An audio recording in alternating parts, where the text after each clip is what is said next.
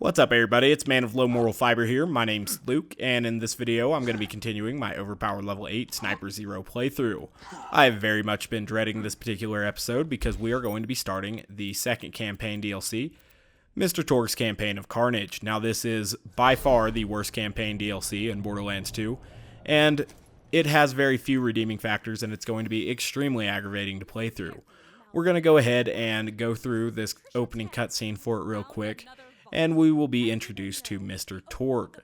Now, the idea that Mr. Torgue runs the Torgue company and stuff, it's kind of cool, but obviously you learn later that he's just a figurehead for the company and stuff, and that's kind of cute. And they did bring in a accomplished voice actor for this and everything, and some of his lines, the first time you hear them, are pretty funny. However, his comedy is extremely overrated, and it wears on me very, very quickly.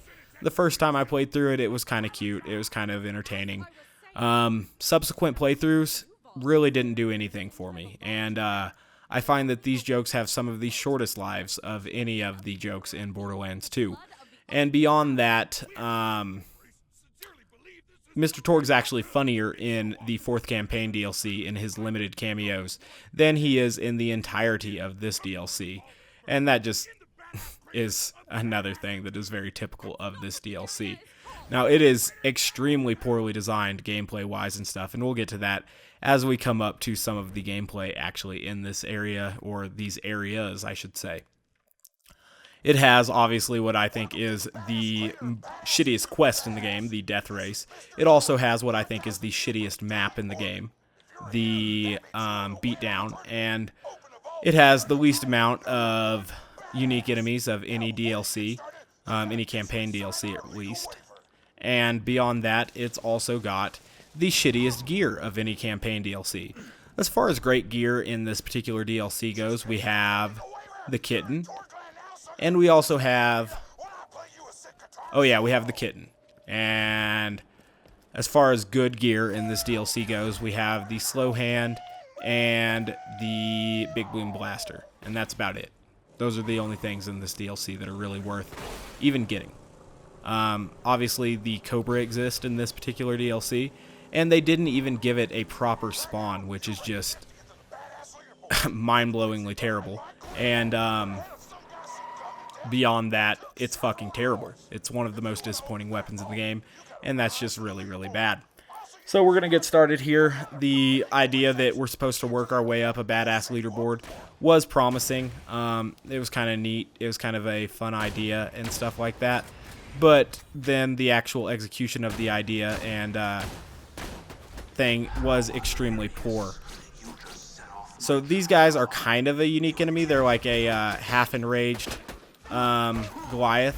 And that, I mean, it's kind of cool. And you're already seeing that there's an extreme amount of damage over time enemies in this. We've already come across 2 corrosive damage over time enemies, which is just very, very typical of this DLC.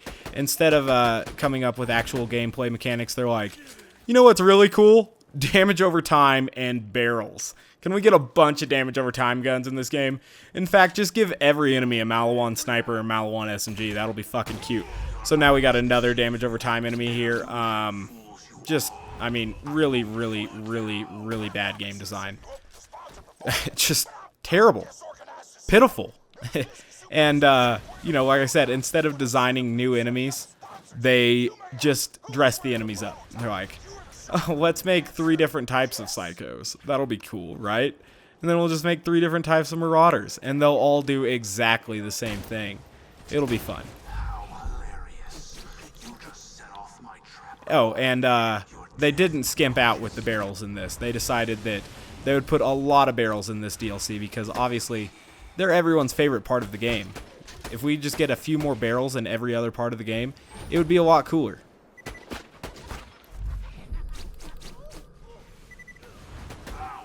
So yeah, there's some enemies with different names. We've got the Mamas and the Burners, and they all do the exact same thing. They don't have any specialty about them. And it's just, it's poor. I mean, it's bad. It's literally terrible.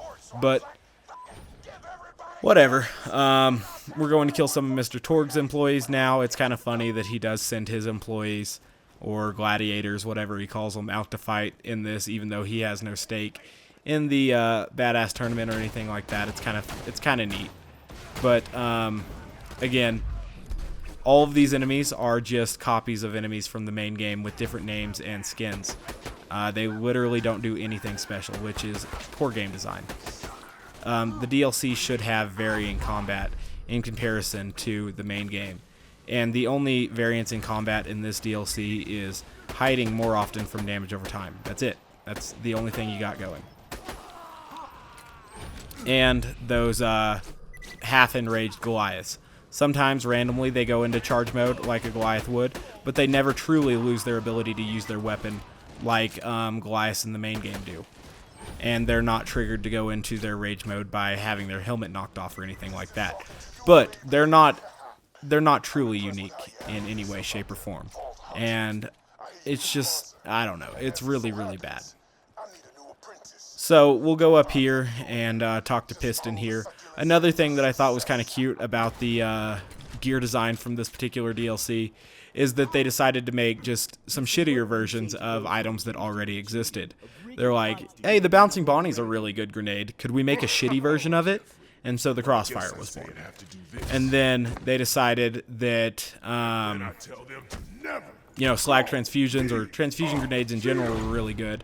And so they decided to make a shitty version of that with a default fuse time. They're like, that'll be sweet, right? If we just make transfusions that take longer to get to you, that'll be cool. And then they thought the bonus package was pretty damn cool, so they made a shitty version of that arcs so damn high that it can't be used effectively. And that's pretty solid as well. So we're just going to head in here and fight through this arena thing. It's not going to be fun. I know that or at least I think there are an abundance of rocket enemies in this particular campaign. Or maybe not this campaign, but at least this arena. And those rocket enemies, they can cause serious damage to us, especially if they spawn with damage over time rockets. They may very well be able to one-hit us. And so that's not going to be very good for us. Let's turn in this quest real quick once Piston's done talking. And we'll begin to start this particular quest. I think we have to fight through 4 or 5 waves of enemies or whatever. They call it the Horde. And it's kind of cute that they fight each other and stuff like that, but These things here are kind of neat. They allow you to get Torgue legendaries pretty easily. And the Flacker, Cur Blaster, and Nukelm are all okay. They're not really that great. The casual Flacker's alright. It can do some cool things, but it's not especially solid. It definitely has its uses. It's one of the more misunderstood weapons in the game, for certain. But, you know, the Cur Blaster's not great. The Nukelm's not great. Obviously, the Herald can be especially powerful. But other than that, those weapons aren't especially solid. The Ravager is pretty good if you're using, or it's actually a very good weapon, no matter what character you're using. But it can be pretty damn close to top tier if you're using Axton and stuff like that. So, it's not as if those Torgue machines are without use, but they definitely don't make up for the rest of this DLC. So we'll go ahead and kill these guys here. These Torgue Architects, they're basically just reskins of Hyperion personnel, and again, just the fact that there are so many reskins in this particular DLC is extremely disappointing. When you pay for an add-on pack, you would expect new stuff, and you don't really get new stuff, new enemies in this particular campaign. Obviously, there are a lot of new enemies in the Pirate DLC, and there aren't many new enemies in this DLC. We've got those little bike things that come about, and that's about it. So there is a shock damage over time guy over there, who I'm going to try to find and kill, because shock damage over time is obviously very, very devastating, especially at overpower levels, and we'll try to take this guy out.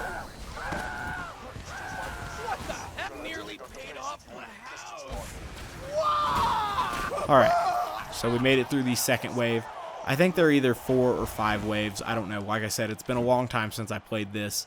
Another thing I can bring up here is that I thought this arena was extremely underutilized. They have, obviously, that repeatable quest that you can come back in here for, but it's a huge disappointment, especially since Moxie kind of hints at the fact that she would like to use this for her new Underdome in the epilogue of the main story here, and that is extremely disappointing because I was a huge fan of Moxie's Underdome in Borderlands 1, and to have it just kind of teased in this particular game was extremely disappointing.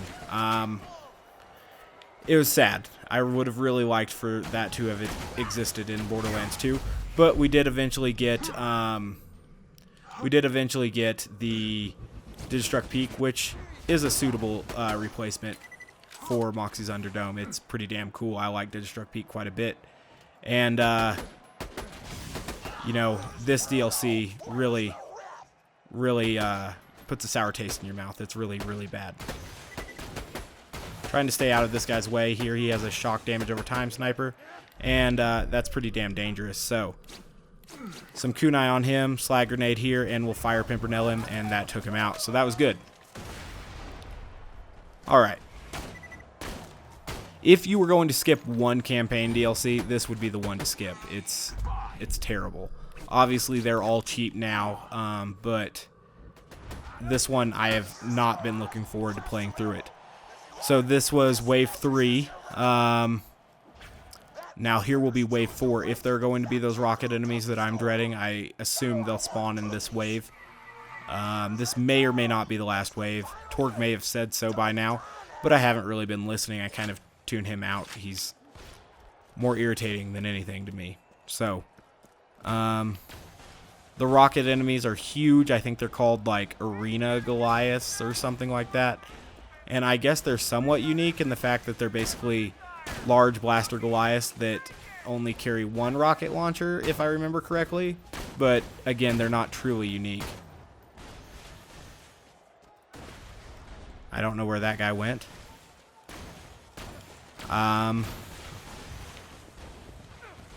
Maybe we'll ascend this and it will give us a little bit of cover once we conquer what's on top of it. Ooh, shock damage over time. So we'll kill shock damage over time guy here. He needs to die, and so we will kill him.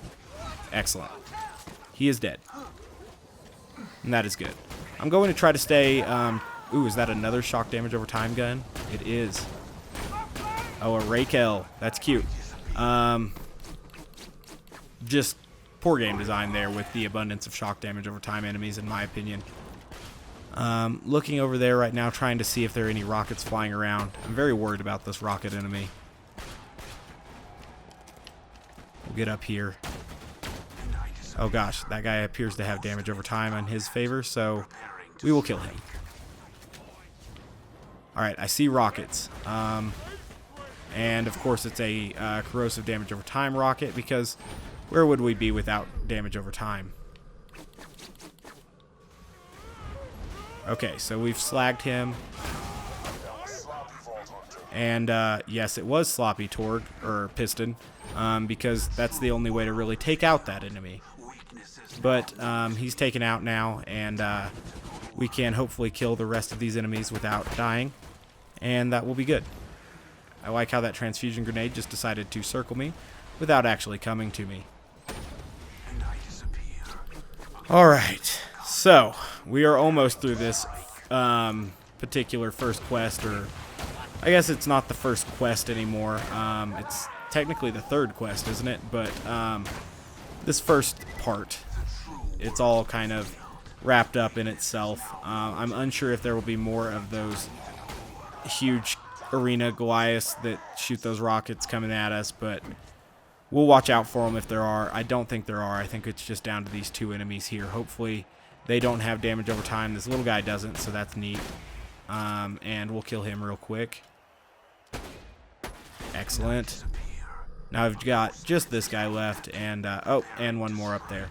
So we'll kill these last couple guys, and then we will be moving on. Damn it. Quit rolling. Okay.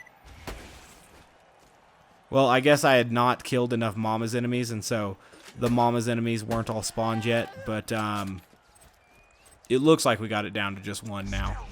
we'll find it and finish it off. Alright, excellent. So now, Piston betrays us here.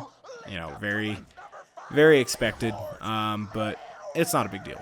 We'll kill him, eventually. Oh, and we eventually get to Badassosaurus Rex, which is a, you know, terribly designed end of campaign boss.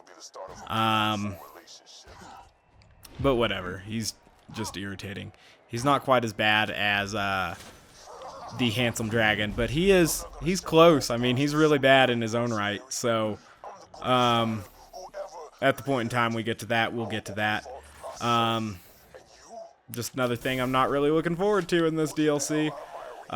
One thing I'm really not looking forward to is going to the Beatdown, and I think we have to do that next. So this episode may be incredibly short because I'm just really not looking forward to going to the Beatdown tonight.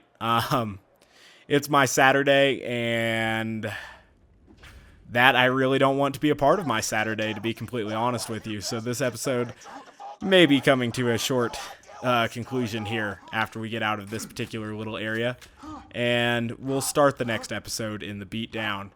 That seems appropriate to me. I hope you guys aren't incredibly offended that I'm cutting this episode a little bit short, but my desire to go to the Beatdown is minimal, and we'll go over why that is in the next episode when we do indeed go there, or, you know, fight through there.